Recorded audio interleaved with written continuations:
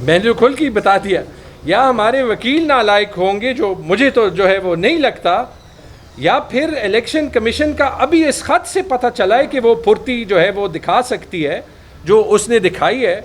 क्योंकि अगर 600 दिन से वो मेंटेनेबिलिटी पे है, होता क्या है इसकी मैं आपको पूरी जो है वो कार्रवाई सुनाता हूँ। ठीक है जी, ये सवाल जो है वो ले लें। मैं तो यार कहीं जो है वो नहीं जा रहा आपके सवाल के। नंबर 1, वो केसेस जो है वो शुरू हुए। सबसे पहले तो ये आरओस को ही जो है वो इसका फैसला कर लेना चाहिए था, वो आरओस गायब थे।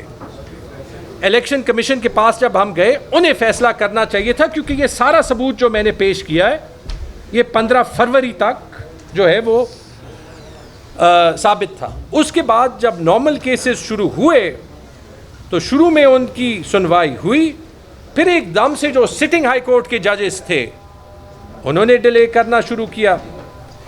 एक केस में, अली ज़मान साहब के केस में, उनके मुखालिफ ने कंप्लेंट की, जज ने सारे केसेस वापस कर दिए। उसके 6 महीने बाद तक वो केसेस किसी के पास लगे ही नहीं। उसके बाद बाकी पाकिस्तान की तरह रिटायर्ड जजेस के पास लगे। उसके पास 6 महीने रिटायर्ड जजेस ने ऑफिसेज ढूंढना किए। उसके बाद ये 2-2, 3-3 सुनवाई हुई है जिनमें अपोजिशन के वकील नहीं आ रहे और तारीख पे तारीख मिल रही है। तो या तो हमारे वकील नालायक हैं, या फिर जो दूसरी तरफ को है वहाँ पे नालायकी है, अब मैं कंटेम्प्ट ऑफ कोर्ट में नहीं आना चाहिए, या फिर दाल की रंग कुछ और है। ये 3 चीज़ें ही हो सकती हैं ना। ठीक है जी, इसका फैसला आप ही कर लें।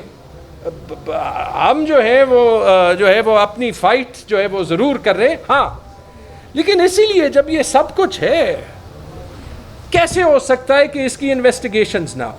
और जब जो अभी अगला सवाल आएगा कि 2018 में क्या हुआ था, भाई 2018 पे मेरी सीट तो आप देख लें। रिगिंग पाकिस्तान की तारीख में हर इलेक्शन में इल्ज़ामात लगे हैं। एक फ़र्क है 2024 का और बाकी इलेक्शंस का। मुझे किसी इलेक्शन पे ये एक सीट का, एक पोलिंग स्टेशन का सबूत दिखा दें।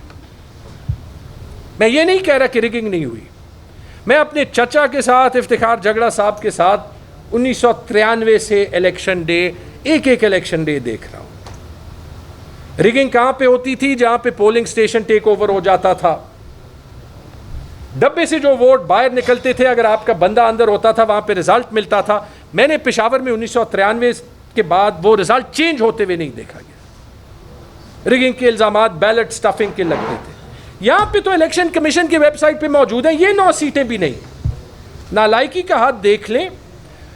और ये मुझे इलेक्शन कमीशन फॉर्म्स नहीं दे रहा। मीना खान की सीट PK 83, अरबाब शेर अली की सीट NA 31, आसिफ खान की सीट NA 32। इस पे जो कंसोलिडेटेड रिजल्ट है, मेरे ख्याल में फॉर्म 46 या 48 कहते हैं, 48 मेरे ख्याल में टेबल होता है, उस पे रिजल्ट कुछ और है। जो इलेक्शन कमीशन की वेबसाइट पे फॉर्म 45, चूंकि वो तब्दील नहीं किया गया, वो ओरिजिनल फॉर्म में है। आप मीना खान के वोट देख लें, मेरे ख्याल में तो उनको ज़्यादा बात करनी चाहिए इसकी। उनके वोट आप टैली कर लें, उनके सरकारी फॉर्म 45 के मुताबिक 58,000 बनते हैं। उनके सरकारी रिजल्ट 38 या 29,000। शेर अली के आप सरकारी नताइज देख लें, 92,000 सरकारी नताइज देख लें, फॉर्म 45 के 92-93,000 वोट बनते हैं। सरकारी रिजल्ट देख लें, 82,000 वोट बनते हैं। आसिफ खान के हल्के में भी ये देख लें। क्या इन 3 हल्कों पे सवाल तो फिर ये उठता है कि यहाँ पे रिगिंग शुरू हुई, ख़त्म नहीं हुई? तो सबूत तो उन सीटों पे भी मौजूद है जहाँ पे रिजल्ट चेंज नहीं किया गया। जब एक ज़िले में 12 सीटों पे इलेक्शन की टैंपरिंग की रिजल्ट हो, तो आप डिसाइड कर लें कि नालायकी हमारे वकीलों की थी या नालायकी या बदनीयती उन लोगों की थी जिन्होंने इलेक्शन कंडक्ट किया। मैंने कंप्लेंट जमा करने के बाद मुसद्दिक अब्बासी को टेक्स्ट मैसेज भी नहीं किया, और इसलिए नहीं किया कि मैं कोई ये तासुर नहीं देना चाहता कि जो है वो मैं अपनी पार्टी में किसी को प्रेशर कर रहा हूँ, नंबर 1। और आप हमारे सारे ग्रुप्स भी देख लें, किसी को कह दें आपको दिखा दें, सोर्सेज मिल जाते हैं।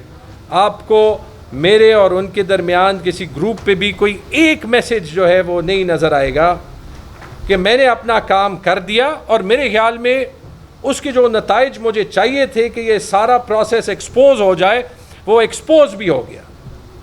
बाकी मेरे सूबाई हुकूमत के साथ या कुछ और मेरे कॉलीग्स के सूबाई हुकूमत के साथ अच्छे ताल्लुकात नहीं है, ये कोई डकी चौकी बात नहीं है, एक पार्टी के हम हैं, this is no big deal.